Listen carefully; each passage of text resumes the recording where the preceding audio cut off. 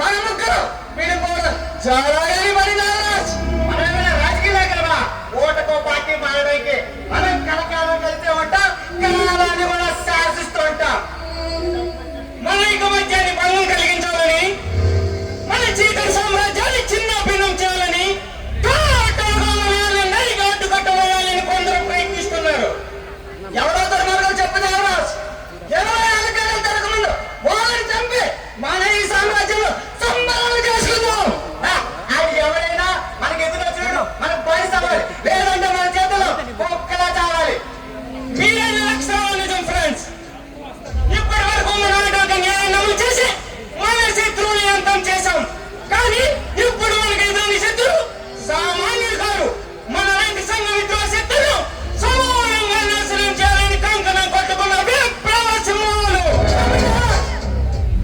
ఈ మాఫియా సామ్రాజ్యానికి మొత్తం లేని మహారాజుల వెలుగుతున్న నువ్వు ఆ ప్రాణంలో తిరిగే విప్లవకారులు భయపడుతున్నా అంటే ఆశ్చర్యంగా ఉంది. మనకి ఎదురొచ్చిన ఎంతో మంది మేధావుల్ని గుట్టు చప్పుడు కాకుండా మట్టి పోలు చేసిన నీవు ఇంకో చూసి వెలబడిస్తున్నావు అంటే నమ్మలేకపోతున్నా. మీరు భయపడుతున్నారు ఫ్రెండ్స్.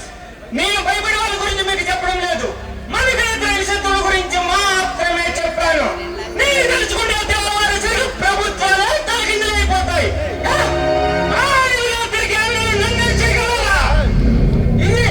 ఇది అసలైన మాట. అనవసరంగా విప్లవకారు మనల్ని కబలిస్తారు అని కంగారు పట్టేశావు. విప్లవం పేరుతో మనం అనేక మంది విప్లవకారుని మట్టిపాలు చేశాం.